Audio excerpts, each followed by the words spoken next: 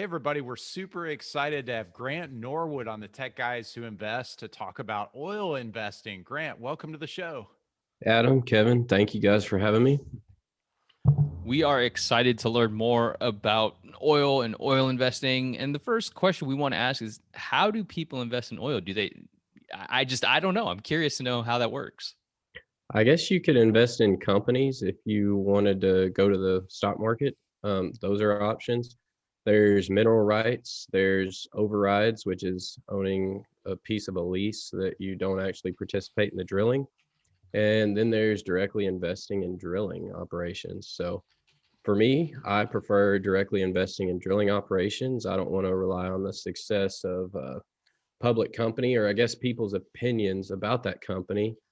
Minerals are good, but they're more generational assets. So, you know, you may not get wells drilled on your property in your lifetime, but you pass them on to your children and they do really well for them. I mean, there's people all over West Texas that didn't see a rig on their property for 100 years, and now they wonder if the rigs will ever leave. So there's options. Okay. That's interesting. Yeah, super interesting with the different options there. And if somebody wants to invest in the rigs and operations, like you mentioned, how does that work? Well, there's a few different structures. I mean, it all starts with a prospect that's usually generated by a geologist. A company will, they'll have some admiration for it. They'll pick it up and they'll either put a private placement together. They may be internally funded or private equity backed, and they'll go through with it and drill the well and hope for good success with it. So each operation is almost like the equivalent would be buying a multifamily property. It'd be, you're looking at this, potentially drilling this. So you raise money for that specific drilling operation. That's completed. You move on to the next one. Is that right? Yeah, you could say that. Or let's say you move in and just buy a lot on a street where there's already homes built and you just plan to build one home, or you're looking at a bigger piece of property that you want to put a neighborhood on, or you get in the multifamily. So like I've got an analogy for each one of those. You could go into an old field and farm out a location because you believe it'll produce X amount of barrels and make you X amount of dollars, and you can get it done for, Y. And that's where you think you'll find the best returns on your money. You could go in, pick up a lease around other fields, and you've got room to drill multiple wells. So there's plenty of options, and you can relate it to real estate pretty easily. Yeah, I can. Okay. It feels like I'm starting to see some of the parallels there to the two types of investing. One thing I think there's a misconception on is that oil is for the wealthy. What would you say about that? And are there other misconceptions about oil investing that you can think of? I mean, I guess you could look at oil guys and go, oh, that guy's got a lot of money. I could never participate on his level or be in his shoes. And, to some extent, that's probably true, but it's, there's all different sizes of investments. Even the big guys don't take on a whole project by themselves. You've got $100 million, couple $1 billion companies. They bring partners in, and then those partners might further divide the interest from there. It really just depends on their goals. But yeah, I guess you could kind of make the generalization that it is for them, but I'm here to tell you it's not. I mean, you could get started with a very small amount of money. I mean, you probably have to go through a set of questionnaires, but there's energynet.com. And I mean, I've seen interest go for $20. I'm not saying I'd want to own them, but they're there. You can. And, everyone's got to start somewhere. Okay. That's comforting to know that anybody can do it. And that being said, how did you get into oil investing? It doesn't seem like it's intuitive, or you look at a property, you say, oh, I can be a landlord, or you see this apartment complex and, oh, I can own that, right? Oil is, you just don't think that, oh, I can invest in this. Yeah, so I guess how I got started, I dated a girl in high school and her dad was in the business, and we were just talking about stocks and stuff. And I bought into a few public companies, traded those for some years, bought into some pipeline stocks, forgot I owned them, remembered I owned them a little while later and saw how well they did. And I happened to be at lunch with a few friends, and there's a guy I didn't know. And, for for whatever reason, we got on the topic of stocks. So I was just talking about how great these pipeline stocks I own had done because, they were giving off 7 to 9% yield. A few of them had doubled and then split, and then we're on their way to doubling again. So he said, well, if you like what your pipelines are doing, then you need to check out mineral rights. They return 20% a year, and then the speculative value goes up, and yada yada yada. And I was like, So I got to studying, and I got that guy's number, and I was probably a thorn in his side for a long time, but he recommended a lot of good reads. We had a lot of long discussions for weeks, turned into months, turned into years, turned into, okay, fine, I'll sell you a deal. I think you know enough to where I'm comfortable with selling you a deal, and you actually owning interest yourself. And, I was able to do well enough for myself with my own funds, which really weren't that much, that I felt like I could start bringing people in after I kind of scaled up and really grew. Okay. All right. Thank you for sharing that. So it's almost like happenstance that it worked out, but then you doubled down, decided to learn more. And I think that is the key. You said, oh, this may interest you. You started to really dive into the knowledge of it. And speaking of that, Right. what would you say are some of those books that you read? If somebody hears this and says, oh, actually, I want to learn more, what would you recommend for them?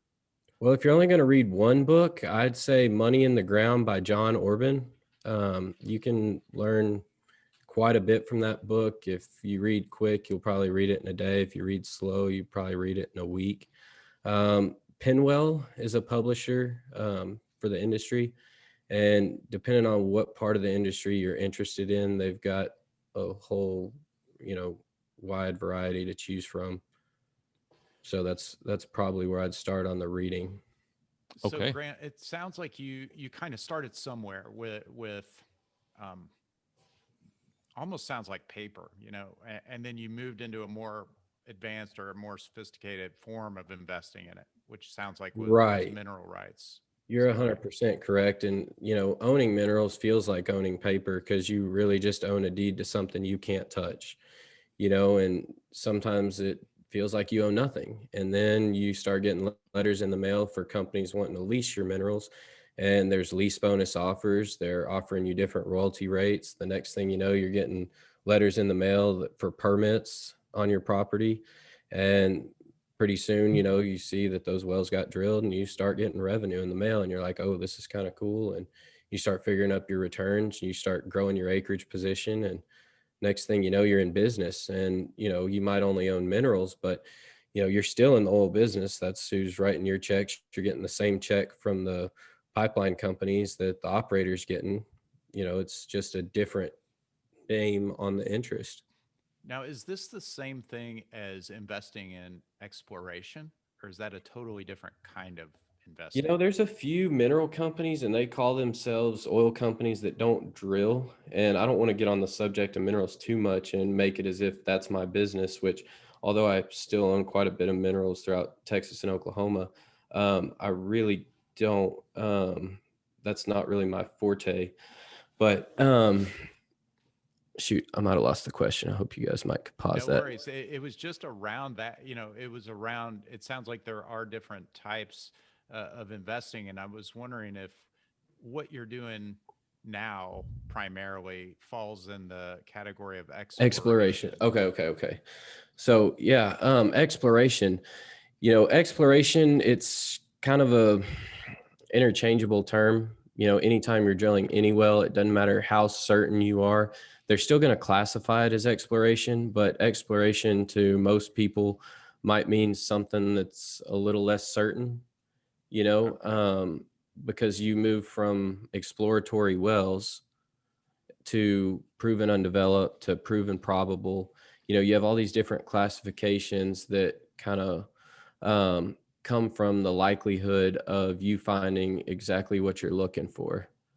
So it's all exploration. It's all E&P. You see E&P all over the place whenever they're relating it to oil and gas. But yeah, it's always going to carry the term exploration. And there's just different categories within that term. So when you have a PPM that you're offering, that you're sponsoring, Mm-hmm. is that something where you know the oil's there, and then it's the operation of getting that out of the ground and selling it, or is it some of I going guess and for the most part, you do know it's there, and then getting it out of the ground and selling it might be a challenge for some.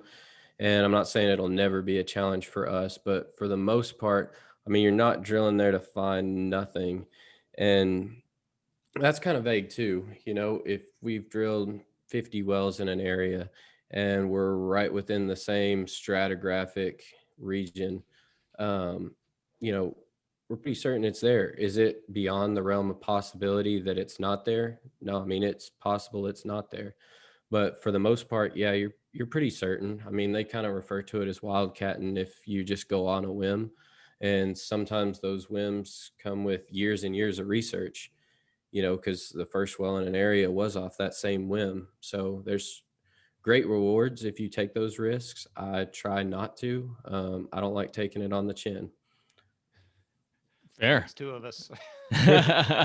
you know. Speaking of risks, what would you say the risks are of oil investing?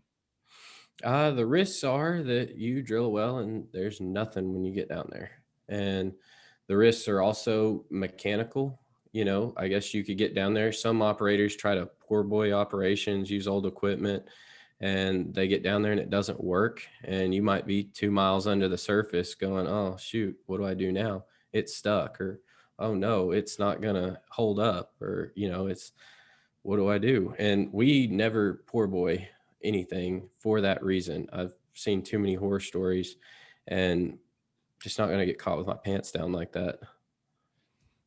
Yeah, man, Fair this is enough. so cool because it's new to me. Like the terminology you're using is that I'm sure you use with other buddies in the industry, and being a real estate guy, it's pretty new to me. And I don't know, I'm just really enjoying learning Yeah. a little bit here about oil investing. It's kind of cool. How do Yeah. you see oil investing changing with the push towards clean renewable energy? Changing. I don't see it changing. They've been pushing renewable energy for 35 years now, and they've thrown hundreds of billions of dollars at it, and it makes up 3% of the energy mix. You know, and the thing is, yeah, we're producing energy, but I mean, there's paint on your walls. You know, there's glass in your windows. There's, you know, rubber on your tires, even if it's a Tesla. You know, we we use it for so much more than transportation. You can take every car and truck off the road. You're going to demand about 15%. Um, and that's just here in the United States. So Wow. I don't see it changing a whole lot. Maybe they double down on it and get it to 10%. I hope they do. There's a third of the world with no power. You know, we have so many luxuries over here that they don't have in other parts of the world. And then there's another third of the world that doesn't have enough power. And then there's us, and we have all we need. But for the rest of the world to catch up, we're going to need an all-in energy strategy. This isn't, a limited resource. So I have no problem if people want to try to perfect those methods. I don't think they're efficient enough yet. They've got a long way to go. A lot of their mining methods, disposal methods, their lifespan of the products themselves, they're just not there yet, and they're no safer or cleaner than what I'm doing, so I hope they improve. We need them, Yeah, Absolutely. that's good. That's a very good way of looking at it. I wasn't aware of the statistics overall. And then when you brought up the point of oil is used for a variety of things, it's you don't really think about it, but it makes a ton of sense as to it's like, oh yeah, so it will be around for a while, even if we, like you said, double down on clean energy. Mhm. When we talk about these investments, just generally speaking, how they work, I know you can't really give specifics. It's my understanding. Don't want to get you in trouble with the SEC or anything. What would be minimum investment amounts, maybe average terms, just ranges that could help us understand whether it's $100 versus $10,000 kind of thing. Yeah, I mean, 10,000 is about where I keep the minimum on most projects. It's usually broken down by units or percentage points, and those are always going to be higher than 10,000. But I try to make it available for someone to dip their toe in just to see if it's for them and if they like it. Can't really expect somebody that, hasn't done a whole lot of research or doesn't come from that kind of background I always recommend that book to any and everybody. It's just a great read when I'm explaining to you things along the way. If you choose to invest after you have, and as the whole process is taking place, you'll be able to understand me better. But yeah, I mean, money goes in, operations get funded, drilling takes place, oil gets found, well goes into sales, purchaser buys the oil, and we distribute revenue. It's as simple as that, you know. And then we always put together an exit strategy. I'm sure in real estate, you guys don't plan to hold these homes, you know, in perpetuity. Homes, properties, multifamilies, whatever it is in the real estate industry that you're messing with at the time. A sound exit strategy is always the best. I don't want to be plugging these wells 20 years from now. So I'm probably going to sell them 5 years into it. And usually you can walk away with as much as you would if you held it and still lay off the liabilities if you have a good extra strategy. There's so many yield buyers out there. And then when you speed up the time value of money, you can put bigger dollars into another project because you've got a multiple on your money, and you just keep growing and growing and growing. And that's why I said, you know, you don't have to be a rich guy to do it. If you have these 5-year turnarounds and you make 4 or 5x on a project in 5 years, you turn around and what was 10 grand's now 50, 50 now 250, 250 now $1.5 million now, you know, $6 million. It's like, huh, no wonder that guy I met in high school 60 years later, you know, is doing all right. You know, he was smart with his money. He found, you know, a decent operator and drilled some wells with him. You Nice. know, now it doesn't always go that well, but for the most part, the opportunities are out there. And if you're with good people that are doing good work and you have some staying power, you know, even if every one of them doesn't pan out, you know, you're going to be happy with the results. So, Grant, what due diligence should a passive investor perform when considering one of these investments? Let's say one of our listeners is interested in investing in a share of this, but it's new to them. Now, you did mention the book. Is there anything else that they should do, like on an operator like yourself? So, I mean, everyone's going to have their own set of concerns.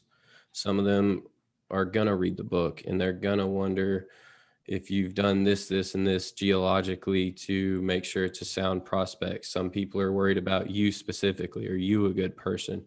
Someone's going to want to know what's your management style like. You know, are you financially capable of taking on the liabilities, and you know, are you going to run out of money trying to complete the project? There's just different things that concern different people.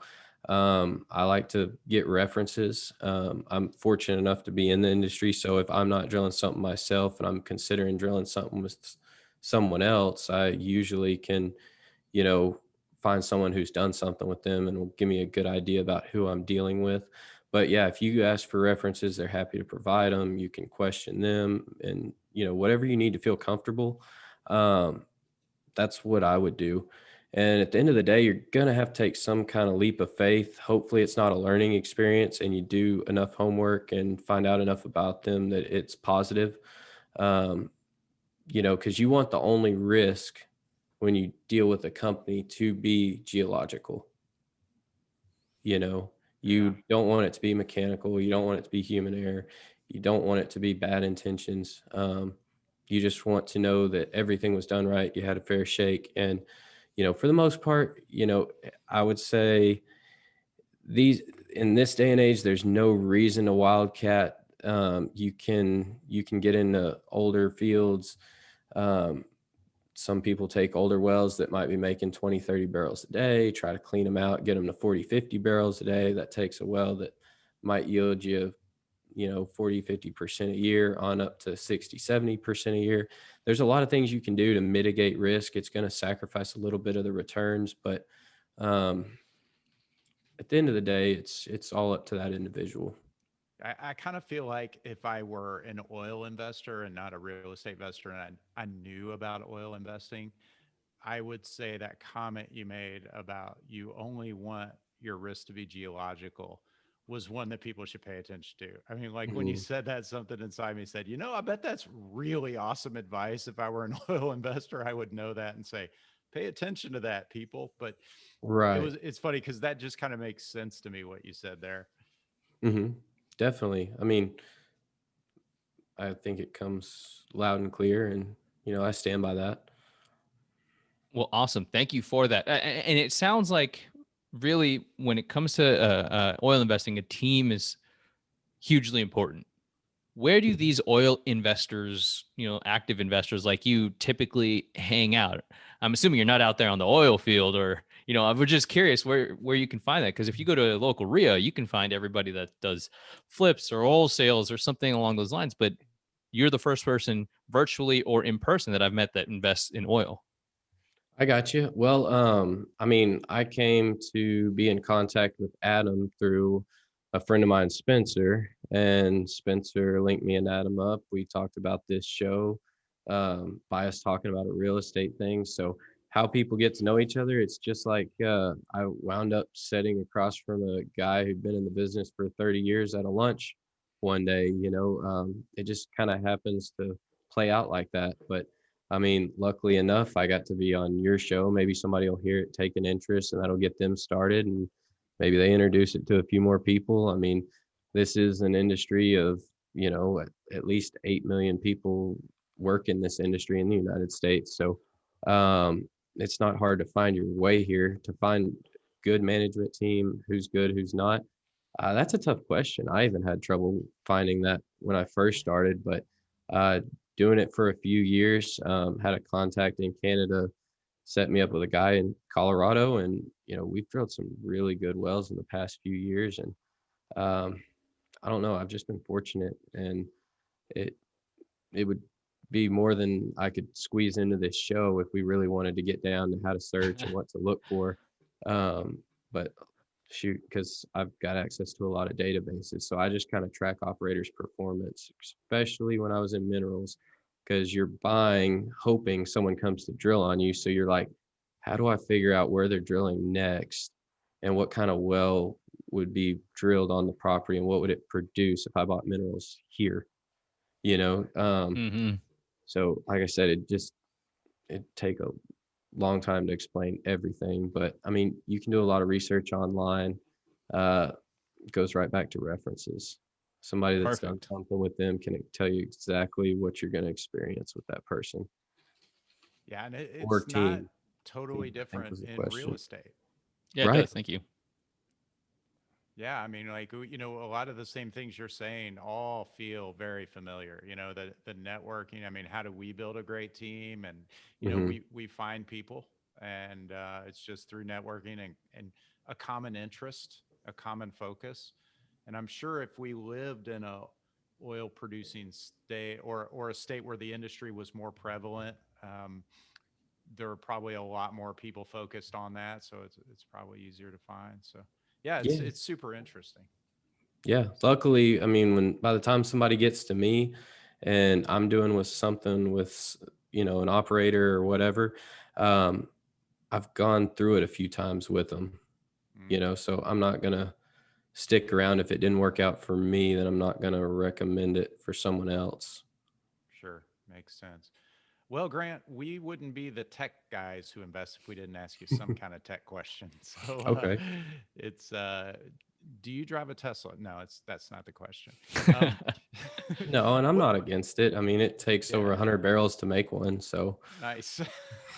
That's a good little stat. I like it. Yeah, that's Um, interesting. that is pretty cool. maintainingsanother story, but, we'll just start with building. So, Grant, I'd like to ask you, what's a piece of technology that is missing in the oil investing space, or maybe, a piece of technology that, or some kind of innovation that you think would help the oil investing space or something like that? Well, I'm not going to say that everyone's thought of all of them, but I have people walk through my doors 2 or 3 times a week saying, I tweaked this, I made that better. The sand that gets dropped off at these frac sites. I had somebody come in today told me that they have this new mechanism that goes on the trailers that instead of a 30-minute offload time, now it's 10. I mean, they're always changing something. There's just so many innovative things on the chemical side, the fracking side, they're always changing it. But I guess if you're just an investor, what I'm trying to do, I went around and made some kind of play investments with a few different companies to kind of see how they updated their partners, just so I could get an idea of what other people were doing and what would make people happy. So, I got a MailChimp account and I try to give weekly updates. Sometimes I send them every day. I hope people don't get driven crazy by them, but I try to give the play by play because I'm passionate about it. And just in case they want to be too, they've got the option. But I'm trying to move to an app right now. So they'd have a live feed on the rig, live feed on the production, kind of, as we sell loads every day, they can know how much was metered and just kind of feel more a part of it. I think that's missing. So much of it's old school where, somebody, you send in your agreement, you get your ownership back, and they call you in a couple of months, tell you what kind of well was made, and then you just see a statement every month. I try to go a step past that. And I think an app's the next step for me. That's That awesome. is cool. All right. Well, Grant, it's been such a pleasure to have you on. I know I've learned a lot, and it's got the gears lubricated, if you will. Sorry, dad joke. But Yeah. where can people find you if they wanted to learn more about oil? I mean, my website's a great place. Got Instagram, got Facebook. I do these podcasts like this. I enjoy those. Send me an email, give me a call. If I can't get to you right away, I'll try to within an hour. I've got 6 different people to delegate over to you, and then they'll eventually bring you to me. But yeah, I'm pretty accessible on the internet. Perfect. We'll put all that in the show notes. Again, thank you so much for your time, Grant. Learned a lot, got excited about oil, and it was a pleasure having you on. Thanks, Thanks, Grant. Kevin. Thanks, Adam.